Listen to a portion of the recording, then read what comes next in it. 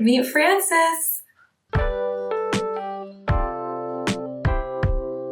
On Tuesday, April 8th, 1 week ago from the moment I am sitting down to record this, my life changed forever because Brian and I adopted a puppy. She's 11 weeks old. Her name is Frances Hayes Robinson. She's a chocolate lab mix. And oh my God, where do I even begin to tell you about Frances and what this week has been like?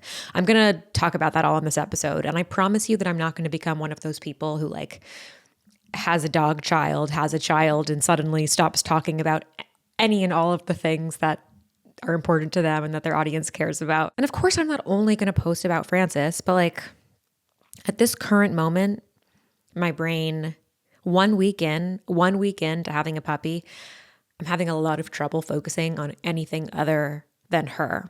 And I have lots of thoughts and lots of feelings about that reality. Was I prepared for it? Kind of. I mean, you can intellectually be prepared for something and still emotionally, once it happens, be like, whoa, wasn't expecting that. And that's a little bit of where I am. So I have to talk about it today. I have to talk about Frances. I'm so excited to tell you about Frances. I want to tell you the story of deciding to get a dog, which has been, happening in the background for quite some time now, how we actually found her, and then what this week has been like and what I am feeling absolutely fucking terrified about. My friend Jane texted me on day 2 of having her and said, "Are you in puppy heaven?" And my honest answer was it's a mix of heaven, but it's also sheer terror. Not because she's scary necessarily, but because I have a dog now. What? A week ago, it was just me and Brian, and now there's another living, breathing, precious, wonderful, loving thing, but a thing that is very much dependent on me and has consumed my brain in a way that sort of feels like hijacked my brain. And let's get into it. Let's talk all about it. Let me tell you about Frances. So how and when did we decide to get a dog?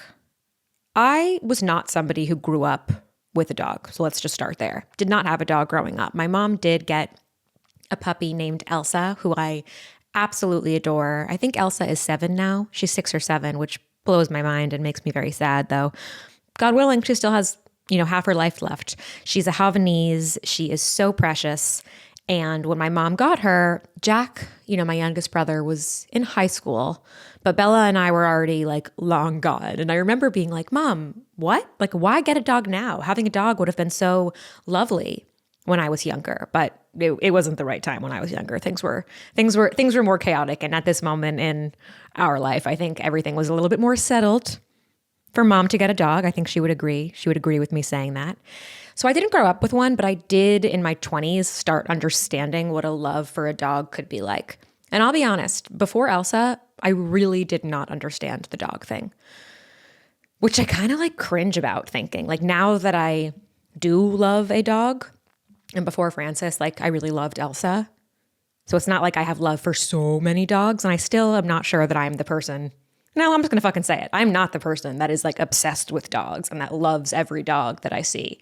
It's just not me. But even before Elsa came into my life, I just didn't really understand it at all. But then when Elsa came, I very quickly became the person who Elsa's miles away in Florida or Boston, wherever my mom is.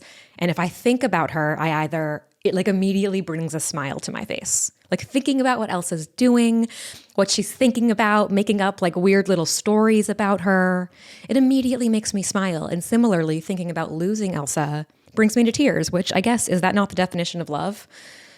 So I knew that with Elsa, and Brian did grow up with a dog. Brian grew up with English Springer Spaniel, I think is the name of the type of dog, named Jasper. And fun fact about, actually, should I tell you this now? There's the craziest little fun fact that, I'm just going to fucking tell you now. So Jasper, who was Brian's childhood dog, was born on the 25th of whatever month he was born in. Guess who else was born on the 25th? Brian, of January. Guess who else was born on the 25th? Jason, his brother, in May. Guess who else was born on the 25th? Alexandra, Brian's wife, March 25th. And then finally, guess who was fucking born on January 25th? Brian's birthday. Our dog, Frances. Also born on the 25th. So I'm giving away a little bit of a spoiler because later in the episode, I'm going to tell you how we found her and how we chose her and how we knew it was right. But it came up naturally then. So I'm just going to run with it. Anyway, Brian and I have been married for a little over 4 years now. And I think we knew we were going to get a dog. Like I hypothetically believed that he was a dog person. I now loved Elsa. I figured we were going to get a dog at some point. But we never wanted to do it when we were in New York. We also just felt younger then. I think we weren't ready for the responsibility. We knew it was going to be a lot of work, and I think something Brian and I have really loved, I think, and valued about our individual lives, but also our life as a couple together, is like the fact that we don't owe anybody anything. That's not really the right way to say this. Maybe it's more that we don't really have a responsibility to anything other than each other and like the general bonds and relationships we have in our life. We're kind of free. We can move across the country if we want to. We can go on a weekend road trip if we want to. We can work all weekend if we want to. Like, we're not bound to anything except for each other and the other close relationships in our life. But when we moved to LA 3 years ago, crazy that it's been 3 years, we sort of had an inkling that maybe we would get a dog while we were here. And when we moved, the original plan was like, we'll probably go for 3 years because like, are we really going to move across the country, pack up everything and stay for less than 3 years? It's now been 3 years. Who knows what's going to happen? But we thought maybe, we're going to live in a house, LA, hikes, ocean. Could be nice to have a dog. And 3 years in, the dog decision has happened. And I'd say we've been discussing it seriously for maybe the last 6 months. There are a couple of things you have to consider when you're actually deciding to get a dog. There's like the emotional, are we ready for this? Are we ready to have the responsibility? Are we ready for our life to change? And then there's like the logistics. When are we literally ready for a dog to arrive? And I think both Brian and I, after being in LA for a few years, we spend so much time together alone, our lifestyle. We both work from home. I have lots of flexibility in my job, of course, because I'm doing Hello Hayes. I design my own hours, yada, yada. And Brian's job is less flexible than mine, but still is flexible. And it was just feeling like we were ready. It was just the feeling like it's time. We want to get the right dog. We want to make sure it's the right fit, but we're ready to be responsible for something else. So there was sort of that like emotional readiness. We also don't have kids yet, and I don't feel ready to have a kid yet, but I do feel ready for this. So this is there is something, I don't mean to just, and there is something nice for me, at least, to do this first and to feel ready to do this first. Again, since I didn't always dream of having a dog, it's not something like, oh, of course I'm going to have a dog and then have a kid. And I don't feel that way now at all. But there is something nice about taking this next step and, growing our family in this way. And I guess both Brian and I had been ready to do that. But then logistically, we needed to pick a time of the year when we didn't have planned travel coming up. Originally, we were planning to get the dog right after New Year's because that was the last of the travel and we were going to be here. But then the fires happened and then I got sick and then Brian had a big work trip get planned and it just quickly snowballed into like what season is it? The winter, early spring, not going to work. But come April 1st, we're going to be ready. And we were. So that was part of deciding to get her. There was the emotional readiness, there's the logistics, but there was also like, where are we going to get her from? And the two ways that I'm aware of people getting dogs are through a breeder or through a rescue. Now, we ultimately did rescue Frances. She was born a puppy. Her mom, Hera, who seems just absolutely lovely. She's a black lab mix.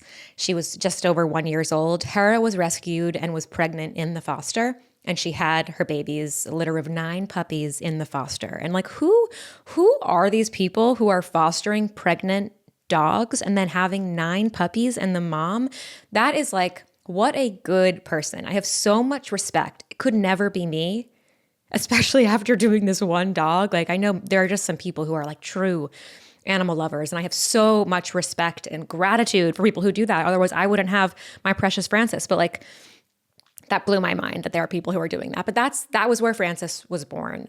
But back to the rescue breeder note. I'd like to say that going into this the whole time, I knew I was going to rescue, but I didn't really. Like when Brian and I first started having the conversation about the dog, it did not begin with, we're going to rescue and that's it. It began more with like, what kind of dog do we want?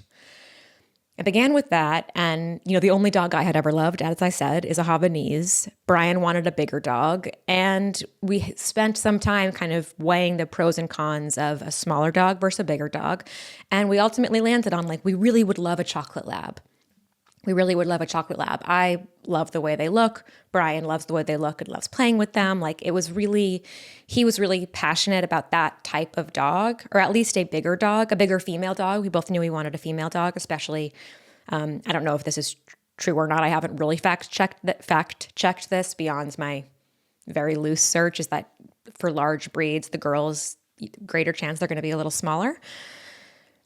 And I just didn't care as much about the breed as Brian did. So I sort of deferred to him on, I want to approve of the breed, but I feel less strongly about the breed as I do the name. So we landed on a chocolate lab. And because of that, I explored breeders. I started looking at chocolate lab breeders locally.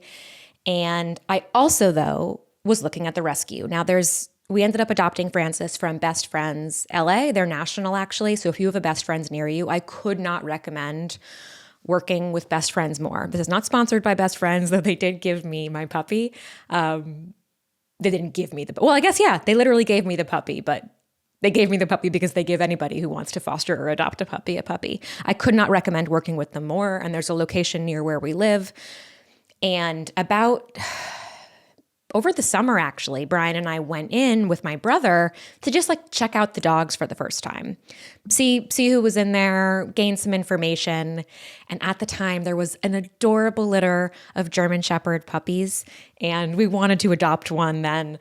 But again, it wasn't the right time. But that was the first time we had gone into the rescue, and I really liked them. I liked how clean it was. I liked how sweet and helpful all of the staff were. I was really impressed by the kennel in the back and how they were treating all the dogs. And it sort of seemed easy. The process of adopting the dog seemed to be pretty easy. And I struggle with a lot of executive functioning stuff sometimes. And I was already beginning to feel stressed by the process of having to find a breeder and deal with breeders. And what really put me over the edge, I had one call with one breeder that literally left me in tears. I had sent out some preliminary emails to chocolate lab breeders in the state of California, being very friendly. You guys know me. You can imagine what my fucking email sounded like.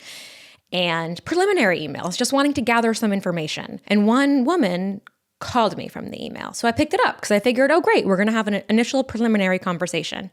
And within 1 minute of the call, it became very clear that this was not a preliminary conversation. She was prepared to fully interview me, and she was grilling me on things that I was not prepared to have a conversation about yet, because this was a preliminary conversation. I was literally just looking to gather information. I had not yet done all of my extensive research. I didn't know all of the details on how I was going to protect my dog from parvo, for example, which is a disease that puppies can get. And the conversation, it felt mom shaming. That's what it was. This woman mom shamed me. We were talking and she asked me these questions that I didn't know the answer to. And finally, and I'm almost embarrassed to say this, I had to say to her, you know what? I'm not prepared for an interview right now. I was really just looking to gather some information, and I'd like to call you back when my husband's home to have a more formal conversation if this is how the process goes. And I hated that I pulled the let me wait till my husband's home, but I didn't know what else to say. And I was holding back tears, hung up, sobbed. It made me feel like I wasn't ready to become a mom. She did ask, some of her questions weren't wrong, but her tact was not it. I didn't like that she was talking to me like I was a child, like I'm a 32-year-old grown-ass woman, And that kind of put me off the breeder route, honestly. And then the more research I did and the more I thought about rescuing, the more it felt like that was the right thing to do. There are so many dogs that need homes. It was important to us that we got a puppy. I forgot to mention that before. We both really wanted a puppy. We wanted to do we wanted to raise the dog. And now that I have the puppy here, no, I'm still glad that we got the puppy, but I get why people adopt older dogs. And just the more I sat with it, the more I was feeling like, look, if we can If we can find a puppy that we love, that feels right for our family and that we want to bring home, I think that we should at least give rescuing a puppy a solid shot. Like we should try our very best. And from there, once I get something in my head, I kind of am like, this is what we're going to do. And Brian was down, and I think from there, we just made the decision. Like, we're probably rescuing a dog. I completely stopped looking at breeders, and I put all of my eggs into best friends. So from there, I will say that I became very intent on getting on their good side, making sure the people at best friends knew me so that if a puppy came in, maybe I'd have a better chance of getting the puppy that we wanted. Because as you can imagine, a lot of people want puppies. So the puppy litters that come in often go very quickly. Like those German Shepherd pups that those German Shepherd pups that I had seen over the summer, they went in like 3 days. So I guess pro tip, if you are local to a best friends, those puppies go quickly. But we ended up going back. We went back in and I reintroduced myself. There were some other puppies there that we played with, and I met one of the two women who kind of runs the adoption program. She ended up giving me her phone number, and we signed up for their foster to adopt program. Because originally we were thinking if we can foster the puppy first before we adopt her, that would be great, right? We could have a couple of weeks, make sure it's the right fit, help out the shelter, help out the rescue by taking one of the dogs home, and hopefully, like, our intent would be to adopt her. Ultimately, they did not do that with this puppy, and we didn't even actually want to. I sort of forgot that was even a thing. Maybe they don't do it with puppies. They only do it with older dogs. Anyway, because I had signed up for that foster to adopt list, I had access to like a Trello board of all of the puppies before they were listed on the website. And in early March, and naturally I became very obsessive about checking the website, right? I knew I wanted to rescue. I knew the puppies go fast. I was fucking checking the Trello board twice a day, at least. And at some point in early March, we saw this dog Hera pop up. Hera and her litter of 9 puppies. Labrador mix. One of them happened to be a chocolate lab, it appeared, based on the pictures. There were only 2 photos, one of Hera and then one of Hera and all of the babies. But the babies were so small you could barely see. And I could see that most of them were black and there was one that was brown. So I texted that number right away. Hi, I just saw Hera. Are those chocolate lab puppies? If so, are any of them female? We're very interested. And that one chocolate lab happens to be the one female. Her name was Honey Lemon before we adopted her, which also felt crazy because honey and lemons are 2 of Brian's favorite things. I know that's so fucking weird, but he literally will eat honey by the spoonful. And he puts lemons in every glass of water to the point where it borderline annoys me whenever we're out. Like, I know he's going to ask for lemon from the waiter, one of those weird marital things that, like, it has no business bothering me, and yet it does. But her name was Honey Lemon. She was born on Brian's birthday. She was the only chocolate lab female in the litter. I was like, this has to be our dog. This has to be our dog. And they weren't available to adopt right away because they were still with mom and they were still bottle feeding. And the dates ended up working out perfectly. And last week we went and we took her home. We went to meet her. And when we met her, she came out and she had just been napping. And she had been in the foster the whole time, which I'm comforted by, knowing that she was with her mom and then she came straight to us. Now that I know her, it makes me sad to think that she could ever be somewhere without somebody who wants her. So I'm happy to know that she went from mom straight to us because, I don't know, it just gives me some comfort. But the woman who was fostering her brought her back to best friends the day that we were coming to meet her. So she spent a little bit of time back in the kennel. And the best friend's employee went to the back and picked her up and she was sleepy. And oh my God, she handed her over to me and Brian. And she was just so gentle and tender in our arms, no squirming. She just put her head. She probably was a little bit nervous, or she wasn't shaking or anything like that, but I can imagine it's a strange feeling. But she just was so sweet and she smelled good. And we were like, yeah, this is our fucking dog.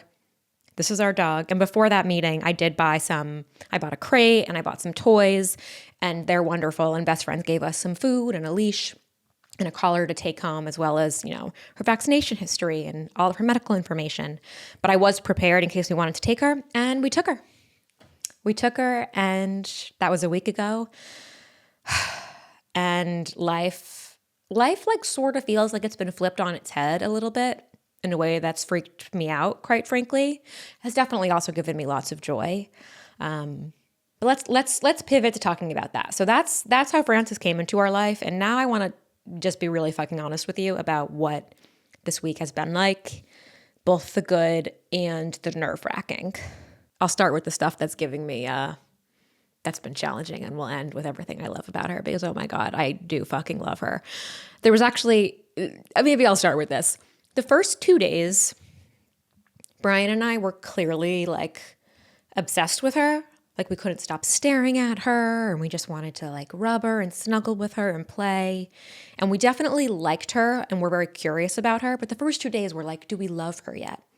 Like, do we love her? What is this? What is this feeling? And I was telling a friend of mine who has a 7-month-old son that exact thing the other day. And she's like, it's no different when your baby comes home, which I found very comforting. But the first 2 days were like, what is this feeling for her? And then on Friday, I took her to the vet, and she's perfectly healthy. Everything's fine. But I did not like the vet. I didn't fucking like the vet. I felt like he had a bias against her because she's a rescue. I just didn't like the way he talked about her and like the way he talked about some of the rescue process. I didn't like him from the moment he walked in. Even before he started talking specifically about Francis, our vibes just did not match. He was not warm. And the whole conversation upset me. Like I was really upset and bothered by his demeanor. And I'm like, I'm getting a new vet. I cried. Like the whole thing, me crying is clearly a common theme of this episode when it comes to talking about the dog, but I care about her. And I felt like this person who I'm supposed to be entrusting with care for my dog isn't showing her respect and love in the way that I want her to be shown. And I was upset, and it moved me to tears because, I'm often moved to tears. And when we left the appointment, we both were upset by it. It was like, oh, we clearly love her. Like if we're reacting this way because somebody was treating her in a certain way and because we didn't think that he was like the best possible medical professional for our little girl, like we clearly love her. So after Friday, it was obvious, it became clear that we do love her. But it is quite a lot of work. Like it's not that it's been so hard. Like what's hard is how completely consuming of my brain she is. Now, we are crate training her, and I had done a lot of research about how to positively introduce the crate, and I knock on wood, the crate has been amazing. She's had very positive experiences in the crate. We wake her up, we do 2 a.m. potty break, and then I get up with her at 6 a.m., but she's whimpering a little bit when we put her in at night, maybe for a minute, but then she sleeps, and she's been taking good naps throughout the day in there. When we have to work, like right now, she's in there while I'm making this podcast and Brian's getting a little bit done. So I had a little window. So the crate is a fucking godsend. I don't know what we would do without the crate. But she's not in the crate for that long. Like she's not in the crate for that long. We're playing a lot. And when she's not in the crate, your eyes are just locked on her. Even when we go out in the backyard, I have to be making sure she's not eating any of the seeds or these like pokey sticks. And it's consumed my brain. She's consumed my brain. And even when I'm not watching her, I'm consumed with like, what are the things I can do to make sure she has proper joint health? What's the right diet for her?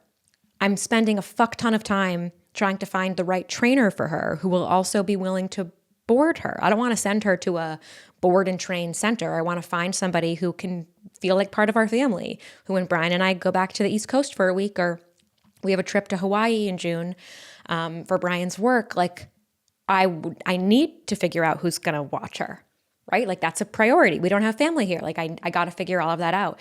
But I don't love how I haven't had time to think about anything else this week. It's not even time. It's like my brain just won't do it. And that has both surprised me.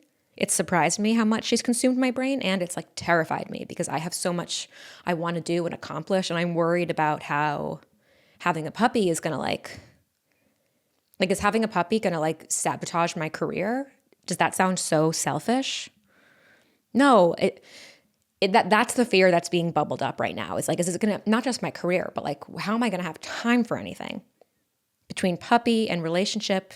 And that's the other thing. Brian and I were laying in bed last night and I was like, it's so weird because we've been together a lot, but I haven't felt like we've had any time together since she's been here. And I wonder if I'm sure new animal parents and new parents maybe feel that way. Like, how is it that we've been together a lot, but every time we've been together, I've been like thinking about her. Like, we haven't had any time where we're really just like fully present with each other for more than 10 minutes. But I have to remind myself, like, this is just week one. Like, even day two, Brian came in and he's like, I'm a little freaked out. Like, I have to get work done. Like, how are we going to do this? And I said to him, I'm like, babe, it's literally day two. Like, we can't freak out about that yet. We need to cut ourselves some slack. We literally just adopted an 11-week-old puppy. Of course, this week is going to be maniacal. So I have to tell myself that like, it's normal that this week has felt absolutely berserk and that I haven't felt like my most productive. And you know what? It might be like that for a little bit longer. Do I want you to tell me in the comments how long you think that's going to be? I don't know. I know it's going to get better. Like, part of what and this is of course like a romanticized version, but there's no reason why I shouldn't have this.